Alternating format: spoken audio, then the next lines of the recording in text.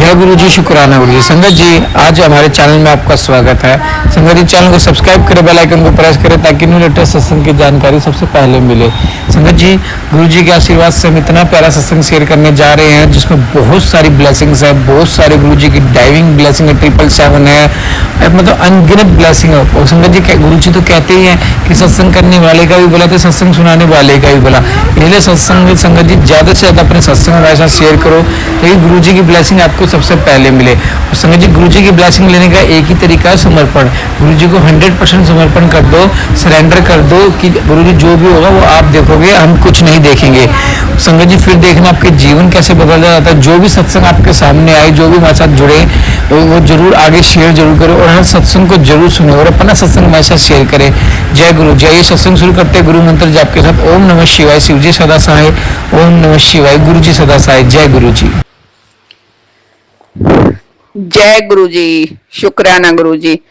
आज मैं आपको गुरुजियों के जन्म से लेकर उनकी समाधि तक के सफर की महिमा का वर्णन बताऊंगी। ये बात सन 1954 की है, जब पंजाब के एक ऐसे परिवार में दिव्या पंछी ने जन्म लिया जिसकी हम कल्पना भी नहीं कर सकते, ना ही उसके परिवार वालों ने कल्पना की और ना ही संसार ने। ये कहानी एक महाशिव की है, जो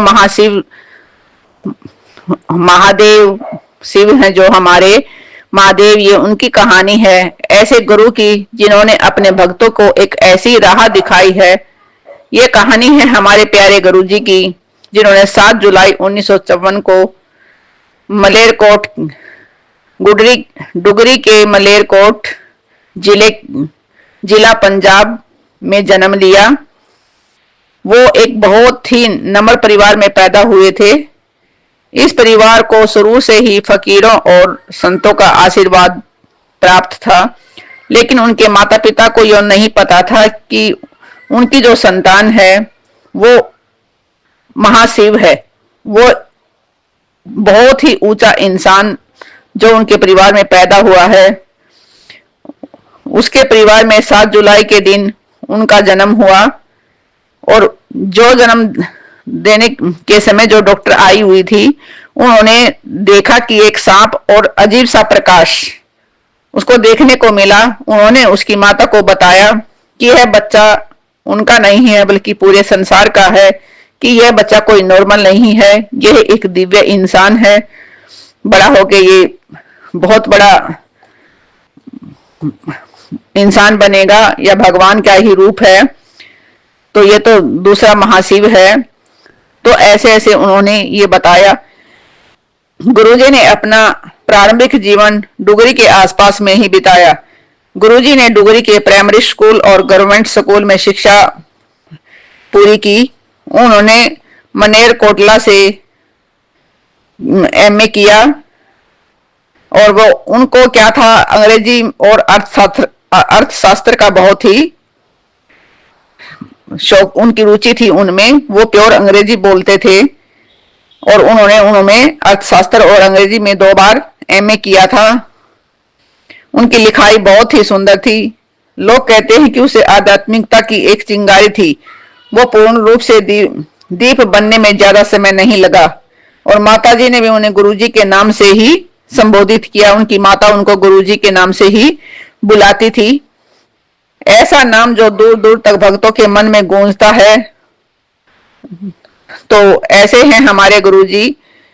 ये 1975 में गुरुजी ने अपने घर और गांव को छोड़ दिया था और 1983 में जब उन्होंने पंजाब एजुकेशन बोर्ड में असिस्टेंट का कार्य किया, गुरुजी भी फिर आध्यात्मिक यात्रा शुरू हुई। गुरुजी के आशीर्वाद की गंगा सैकड़ों लाखों लोगों को के दुख दूर करती थी और गुरुजियों के मिलने के लिए बहुत दूर दूर से लोग आते थे और गुरुजी उनके दुख दूर करते थे। गुरुजी ने जालंधर, चंडीगढ़, पंचकुला और नई दिल्ली के दिव्य स्थानों में बैठने लगे और गुरुजी की महिमा इतनी बढ़ गई कि भारत और विदेशों से लोग उनके पास आने लगे और गुरुजी का आशीर्वाद पाने लगे और उनके दुख दूर होने लगे। गुरुजी अपनी संगत को लंगर प्रसाद और जल प्रसाद, चाय प्रसाद दिया करते थे। गुरुजी भक्तों को दिव्य आशीर्वाद और ब्लेसिंग देते थे। गुरुजी की कृपा का अनुभव भक्तों को अनेक रूपों में मिलता था, जो शरीर से, जिनको शारीरिक कष्ट था, जो बीमारियों से घिरे हुए थे, उनको आराम मिलता था। जिनको मानसिक पीड़ाएं थी उनको भी आराम मिलता था।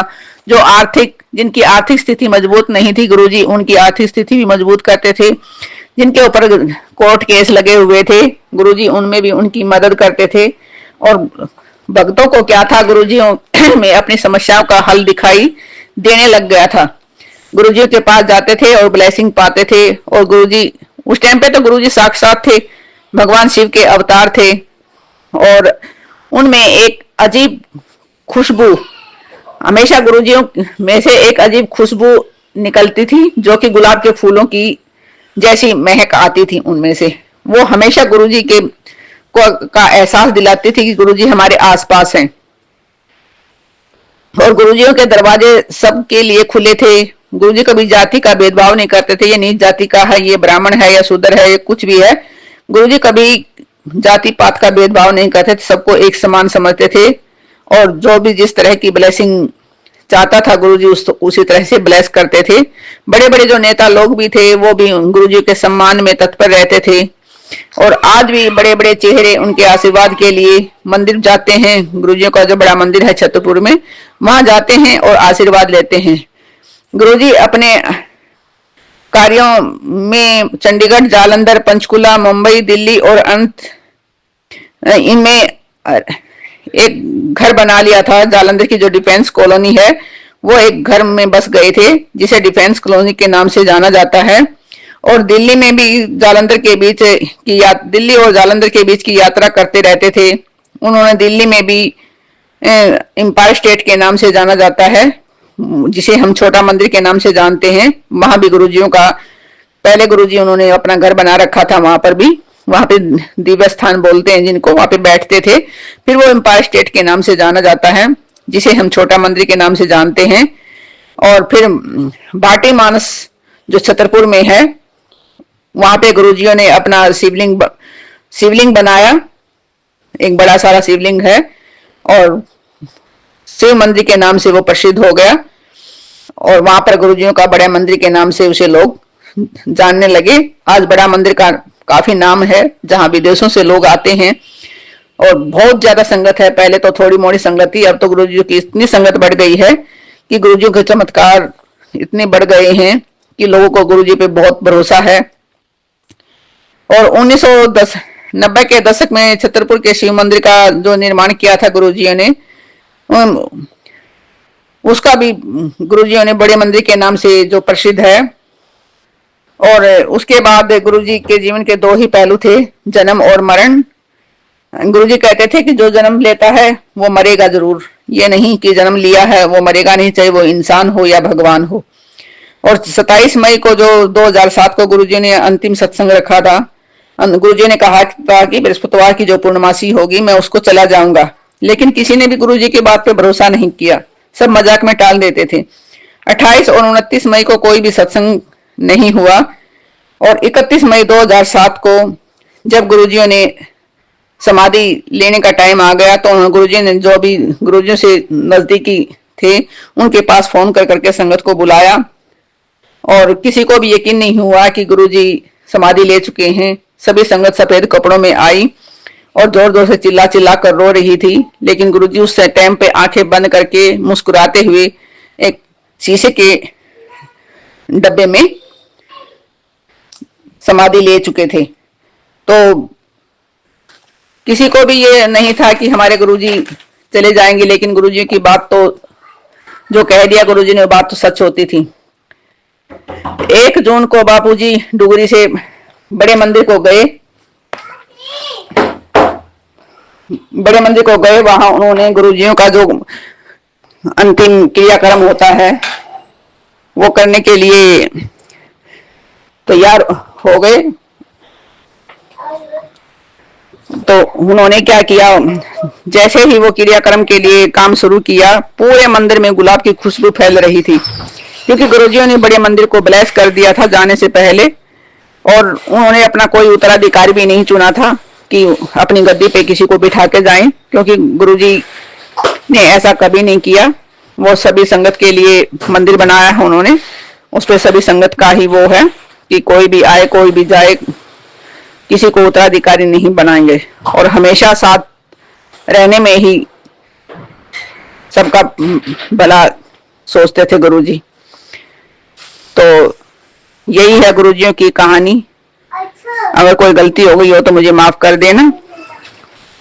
सबका कल्याण करें गुरुजी। जय गुरुजी, शुक्राना गुरुजी।